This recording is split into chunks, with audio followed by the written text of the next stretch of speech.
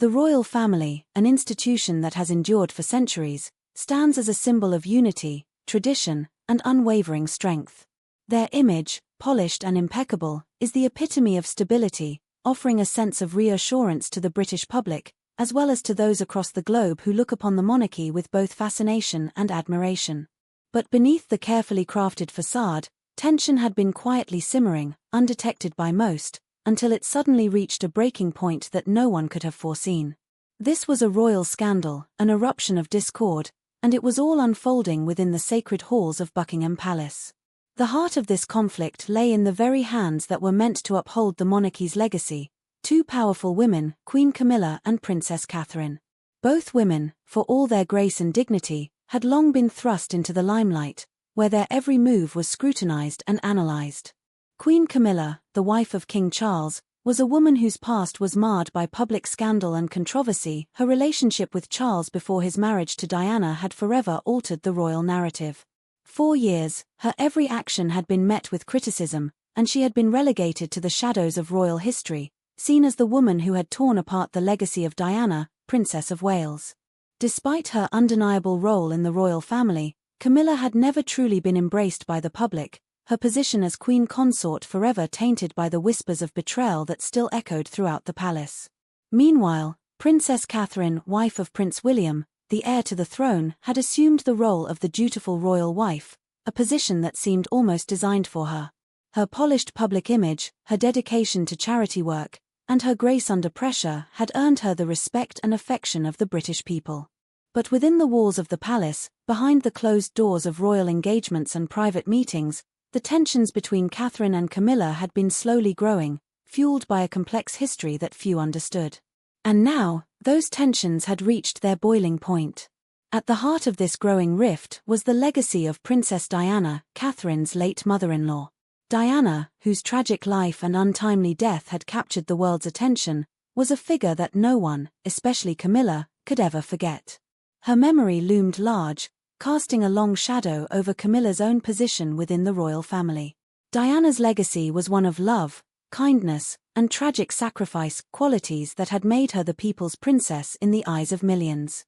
In contrast, Camilla had been vilified by many for her involvement in the breakdown of Diana's marriage to Prince Charles. Despite her own personal journey to acceptance, Camilla's role in the royal family could never escape the ghosts of the past. Now, in the wake of King Charles's coronation, these historical wounds had reopened.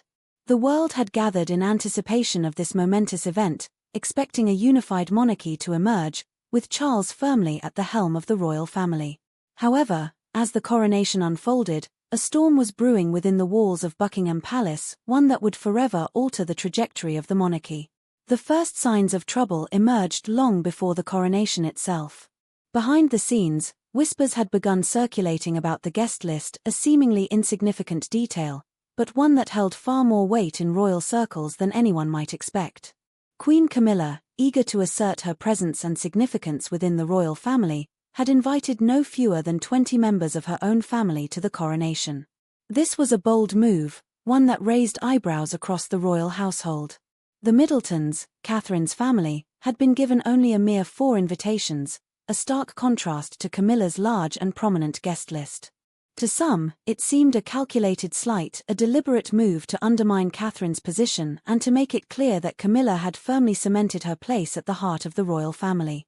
For Catherine, this was more than just a slight, it was a direct challenge to everything she had worked for. Her family, despite its long-standing ties to the monarchy, had been relegated to the background.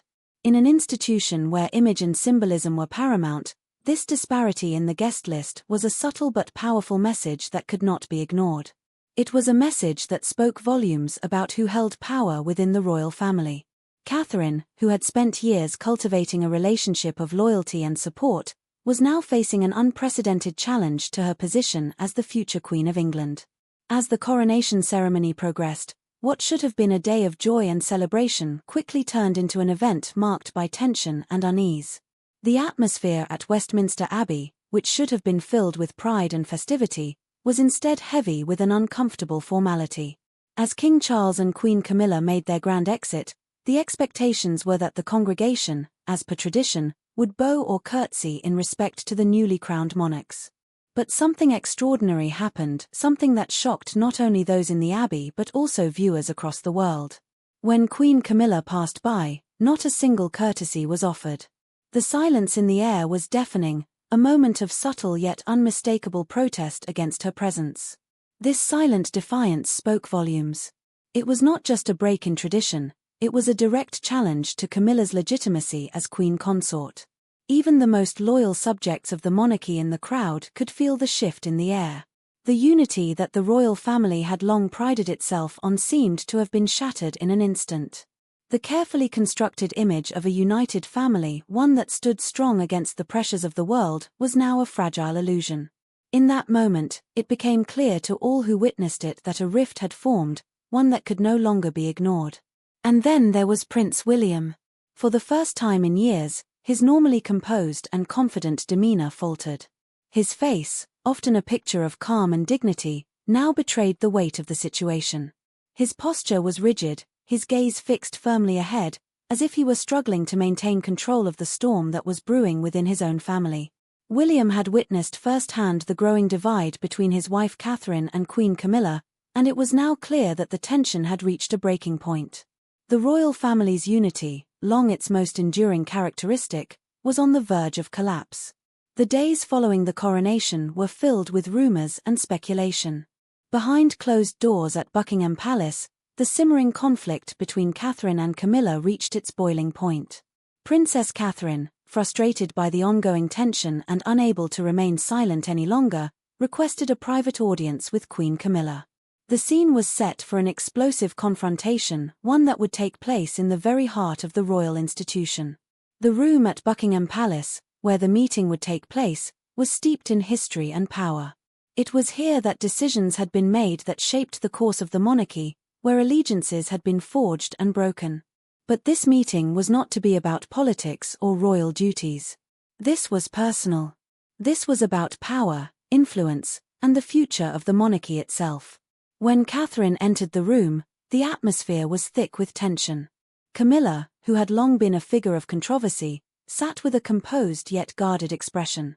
She knew why Catherine was there, and she knew the stakes of their confrontation. Both women, each with her own ambitions and loyalties, now found themselves at a crossroads.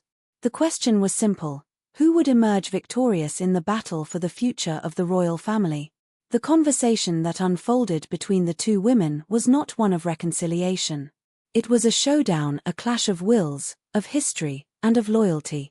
Catherine, no longer willing to sit in the background while Camilla took center stage, demanded respect. She demanded recognition for her contributions to the royal family, for the sacrifices her own family had made in support of the monarchy. And Camilla, who had long fought to secure her place at the side of King Charles, made it clear that she would not back down. This was her moment, and she had no intention of relinquishing it. In the end, what began as a private confrontation would have far-reaching consequences. The royal family, once seen as a symbol of unity and stability, was now facing the very real possibility of a deep internal crisis. The battle between Camilla and Catherine was no longer a personal matter, it was a struggle for control, for influence, and for the future of the British monarchy itself.